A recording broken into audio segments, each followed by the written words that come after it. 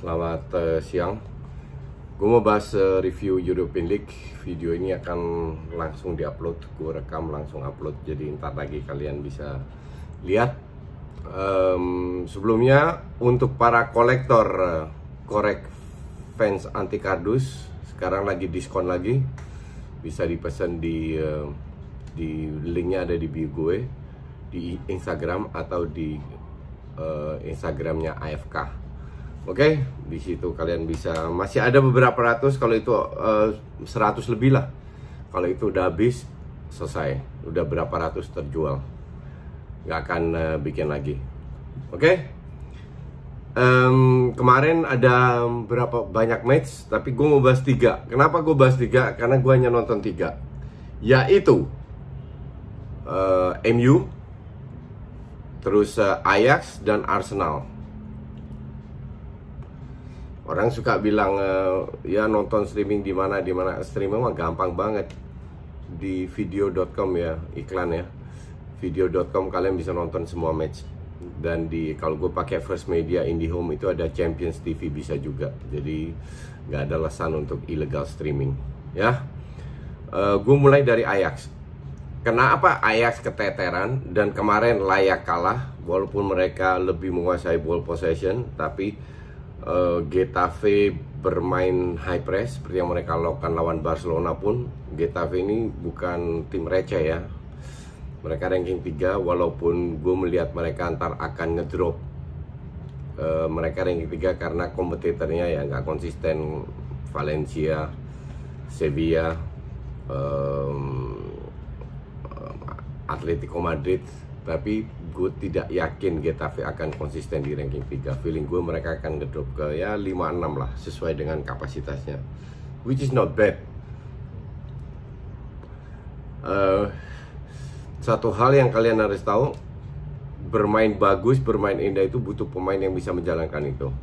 Kalau kita bandingkan Ajax dengan musim lalu, di mana mereka masuk karena goal away aja, mereka tidak lolos ke final. Satu grup sama Bayern Munchen 2 kali seri, menang lolos lawan Real Madrid, lolos lawan Juve, seri dan menang. Oke. Bahkan di kandang sendiri, Juve-nya dengan Ronaldo. Dan lo bisa bermain. Ini bukan kebetulan. Oke. Kalau kita lihat yang dijual itu ada 4 pemain.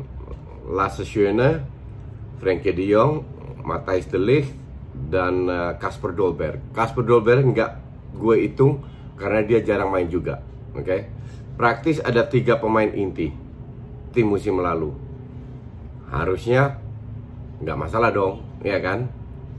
Mereka beli Alvarez, Martinez, center back dan DM. Terus beli Bubble baru aja masuk winter break, Quincy Promes. Oke. Quincy Promes lagi on fire banget. Di awal musim cetak banyak gol, lagi main bagus banget lah. Terus pertanyaannya kan adalah kalau hanya 3 pemain dijual, beli 4-5 pemain kenapa? Oh ya, beli Marin juga dari Standard Life. Marin itu attacking midfield. Oke. Nah, kalau lihat kemarin dibanding tim musim lalu ya, 3 pemain yang terjual. Kemarin itu Promes nggak main, Neres nggak main, cedera, Mazraoui cedera, Onana kipernya yang luar biasa cedera, ditambah Veltman yang 1 tahun terakhir meningkat pesat permainannya. 3 ditambah 5 yang tidak bermain dibanding tim musim lalu. So what do you expect? Dan pemain-pemain yang dibeli sebenarnya nggak jelek, tapi definitely tidak bisa menggantikan 3 pemain yang cabut ini. Oke. Marin itu sangat mengecewakan, padahal di Standard Life bagus banget dia. Di samping di depan nggak ada Promes, itu sangat berpengaruh banget. Jadi intinya adalah pemain tengah belakang tidak tidak ada, sehingga sistem Ajax nggak berjalan. Kenapa sistem Ajax nggak berjalan? Karena Ajax tidak mengandalkan 1-2 pemain. Jadi kalau kemarin lihat jarak antar pemain jauh, end passing yang nggak masuk,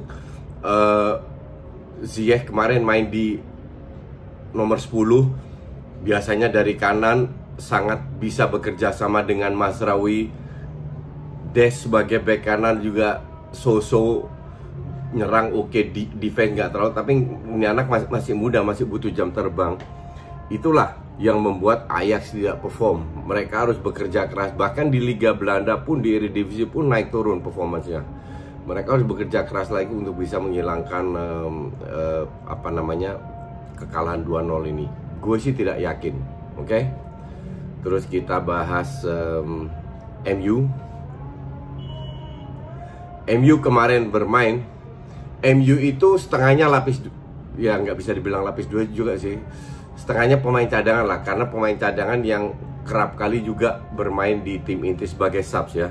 Tapi intinya adalah 5 pemain, kalau nggak salah 5 pemain inti di bangku cadangkan. Jangan salah, klub Brugge pun demikian. Setengahnya pun nggak main. Jadi kita lihat 2 tim, jadi kekuatannya ibarat sama lah. Klub Brugge akan di papan atas Inggris, dan MU di papan nggak papan atas ya, papan tengah Inggris, dan Brugge di Belgia. Kalau gue lihat terutama babak pertama ya, Brugge itu hancur-hancuran mainnya, parah banget, bener-bener hal yang kecil dapat counter attack, kontrol passingnya itu ngawur banget.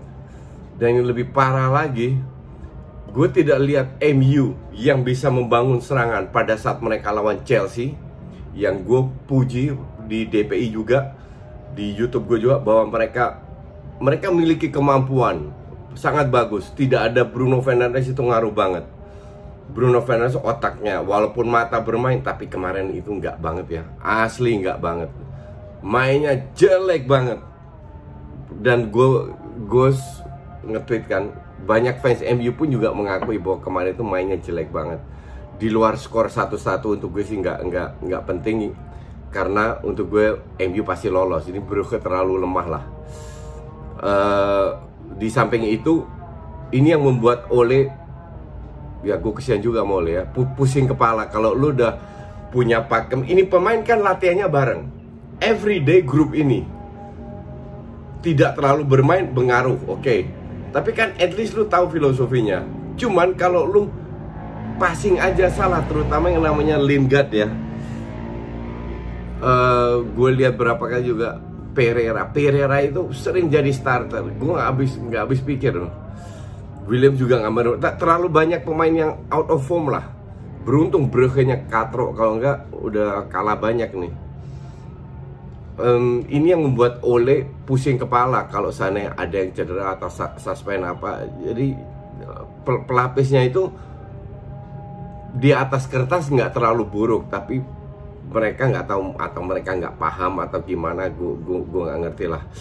Cuman ini yang jadi masalah dengan MU di depan ya, lost creativity. Walaupun dengan Bruno Fernandes pun agak bingung yang teman-teman yang lain.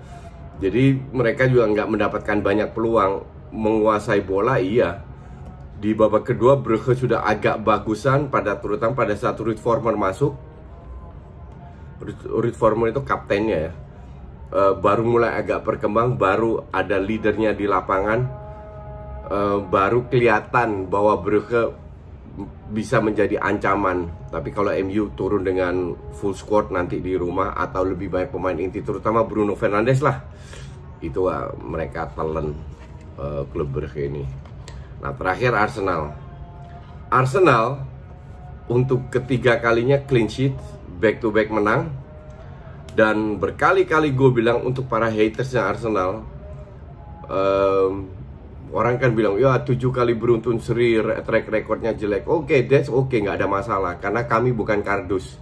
Kami ngelihat permainannya, dan itu menjanjikan. Kalau lu lihat dari step by step semenjak Arteta masuk, masih naik turun. Lawan MU main bagus, habis itu seri main jelek, bla bla bla, 2 match kena kartu merah.